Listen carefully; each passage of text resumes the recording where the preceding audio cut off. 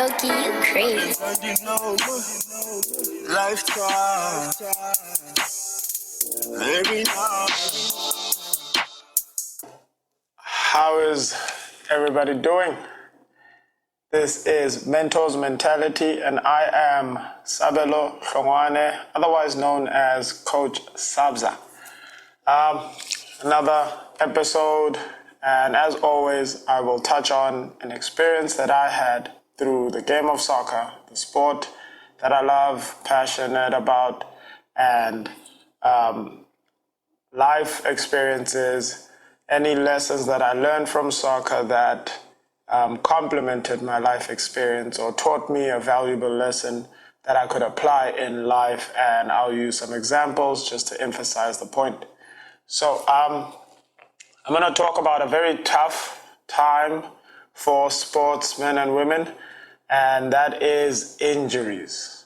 All right? But what does the injury process put you through mentally? So psychologically, how do you deal with that? And I've been fortunate enough to say that I haven't really experienced a lot of injuries throughout my playing career.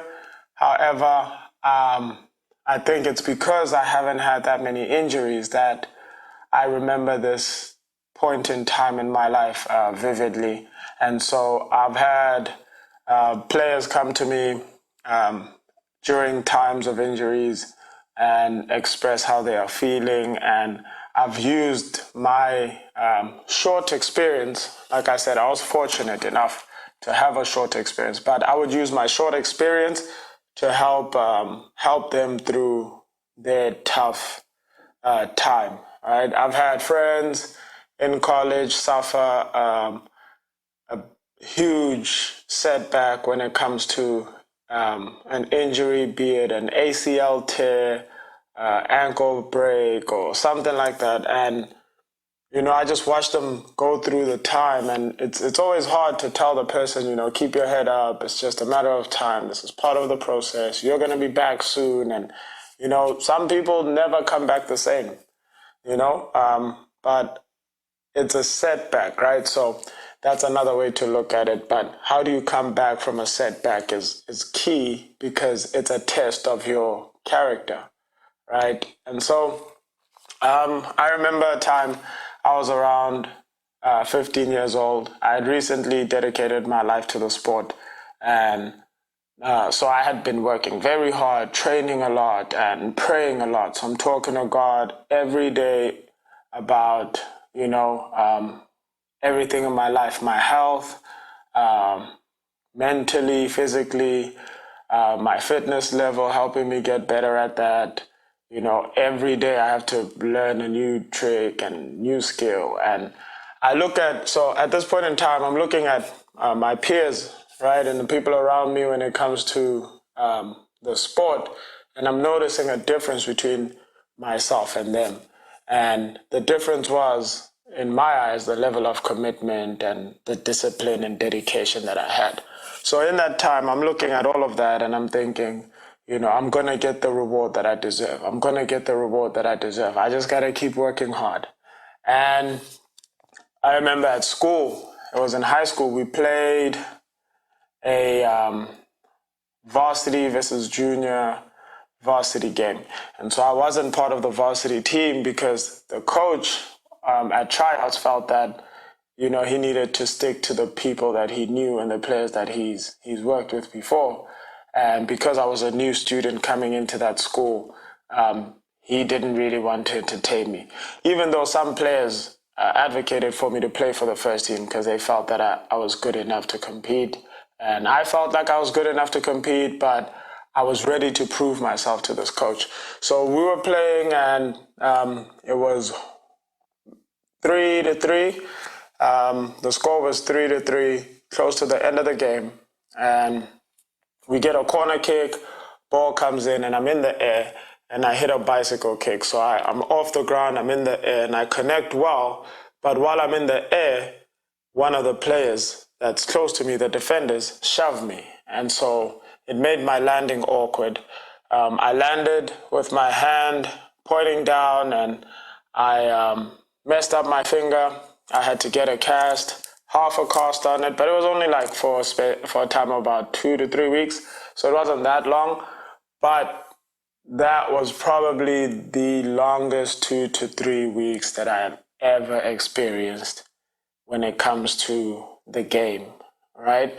And so in that time, when I went to the doctor and they put the cast on, I just asked the doctor, what can I and cannot do? Because clearly I want to be on the field. So I'm asking him, am I okay to just, play soccer with this on? It's my lower body, doesn't need my upper body. Please just give me good news. Tell me I can play. And he's like, no, the motion, movement, all of that, you want to put your arm at rest. So a minimum of 2 weeks, and then maybe you can start playing with it, but still have the cast on, and then we'll go from there. Now, 2 weeks is 2 weeks. It is what it is. But when you are constantly thinking and constantly in something and committed and what my dad would have called obsessed at the time, when you are living every single day and decision and moment and everything you do is exactly that, 2 weeks is a very long time, or can feel like a very long time. So I go through a day or two where I'm adjusting. I can't write. So when it comes to school, I'm enjoying that time. I'm happy. Teachers don't expect me to hand in homework. I've got 2 weeks off in that sense. But I also have 2 weeks off on the field, so I'm not happy about that. So I had this kid that I trained with. He's all grown up now, has a family and everything. But Sandile Tati, great player, ended up going pro, played for the U20, and then didn't just stop playing. One of the guys that I really felt like South Africa would have been blessed to have as a player, especially in this day and time. I think he would be reaching his peak and competing with the best in the world. He was that good, which was unfortunate that he didn't continue. But him and I trained every single day together. He was about 3 years younger than I was, but he could do every and anything I could do, right? And so as I was developing my skills, he was developing the same skills for himself. And so we just kept competing in that sense. It was good for our competitive nature and energy. So we complemented each other in that sense. And so I go to the field one afternoon. It was after school, and I'm watching Sandile train. And then I see a few other players show up at the field, and they're training. And I want to step in the field, obviously, but discipline is like, sit, don't go. And I'm sitting there watching, and then I start talking to God, and I'm asking him, like, I thought I was doing everything right. What did I do wrong? Why are you punishing me was my main question. Why do I deserve this punishment? And I just sat there and I was like, I don't deserve this. I've committed myself. I've prayed every day. I work hard. I do everything that I need to do. Why am I getting punished for this, And in that moment, I was angry, I was emotional, and I may have shed a tear at a point. I'm pretty sure I shed a tear. And I'm watching, and as I'm sitting there watching them train, then I start to get this feeling of, reflection. I'm like, maybe I don't rest enough. And so this is forced rest, and I need to rest, right? Or maybe I need to learn to appreciate the game from a different perspective for a change and see what are they doing wrong in their training. Because if I was not injured, I would more than likely be doing what they're doing. And so I sat there and I watched, and, I was feeling a little less emotional because I was focused on maybe I need to stay engaged in the game, but from a different perspective in the meantime, right? Because I'm forced to at this point. It's the least I could do to keep myself at peace with the fact that I'm not participating or playing. So I'm watching, and, I learned a lot in that time that I didn't play in the 2 to 3 weeks. I helped the team, the coach, and I would go to practice, and I would, do the little things that, looking back, I felt like, at the time, I felt like, it was just to keep me sane and around the team, and at least not, stuck in my mindset of negativity. But looking back, it was a test of, to me, it was a test of, can you be open to learning a different way than what you're used to?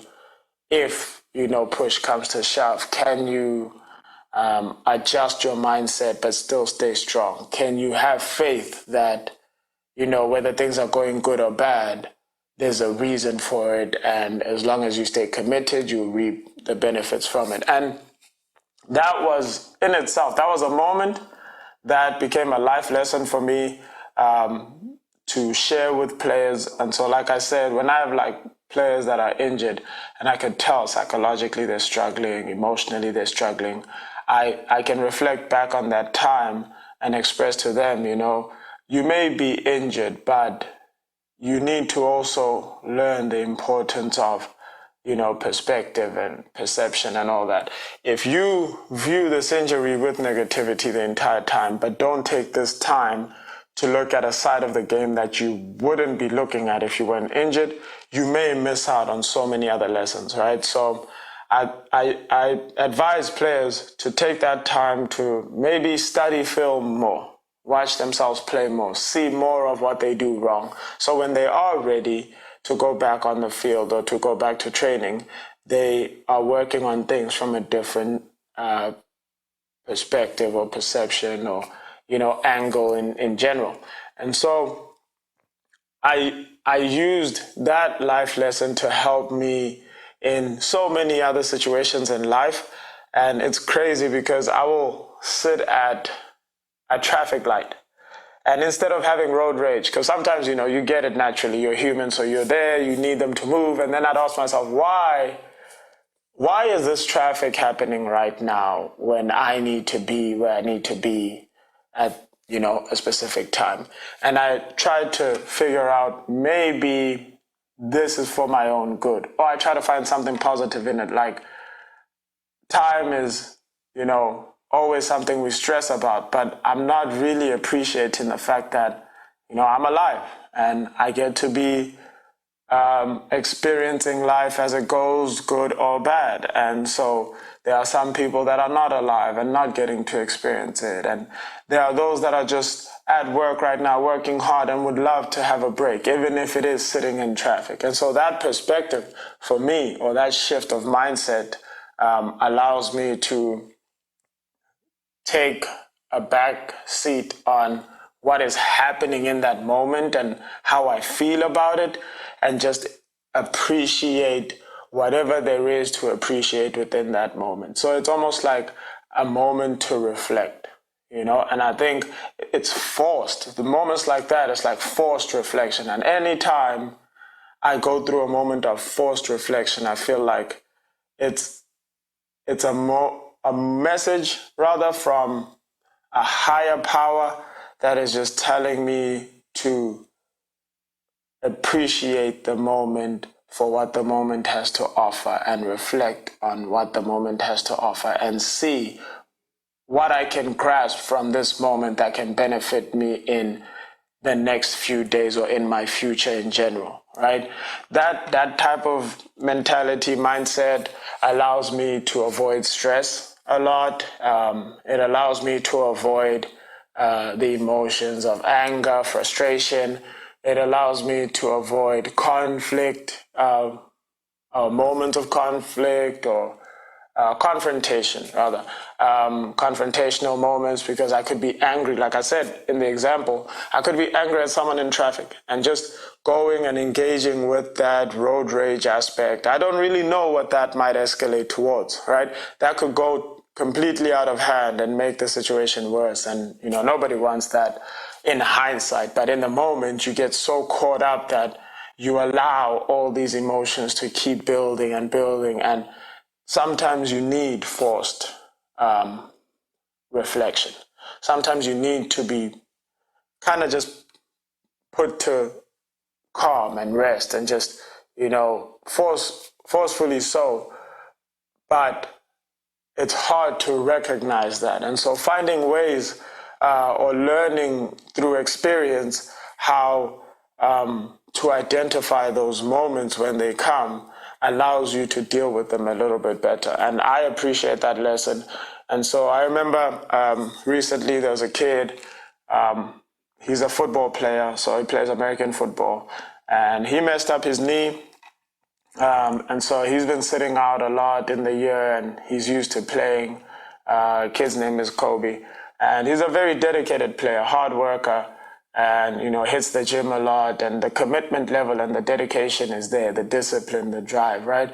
But he got an injury, and so sitting out, I see the frustration build in him as he's been sitting out. So I got to talk with him one evening, and I just told him, maybe it's just God's message, just, a message from God just to tell you, like, find something different in the game temporarily that might give you the same satisfaction, if not somewhat of a appreciation for the game. But don't look at the negative side only, because you are committed to the game, and so you will be rewarded in the long run. But you gotta keep a positive mindset, because if you don't, then that law of attraction aspect, karma and all that, you're gonna bring bad energy to you.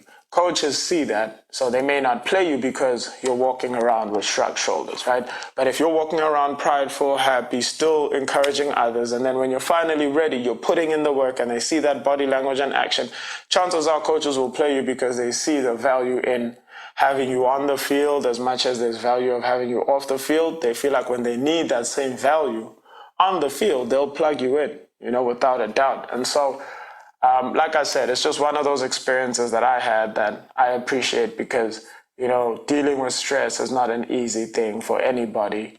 And for a lot of people, they struggle with that. And so controlling emotions as well becomes a challenge. But I just felt it was a very important and necessary message to share from me to you, experience.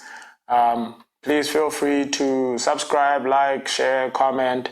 Let me know any moments that you might have experienced that made you feel frustrated and how you dealt with that. And hopefully you could either teach me something new as much as I hope I taught you, or you could teach the next person something new and a new way, because maybe they can better relate to your message and experience as opposed to what I had to share today. But I do appreciate you watching, listening, and hopefully, like I said, I'm making your tomorrow a little bit better than your yesterday. As always, this is me, Coach Sabza.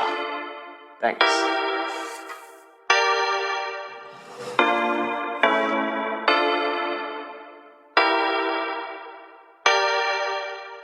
Damn, Floki, you crazy. Life try. Every night. Outcharge.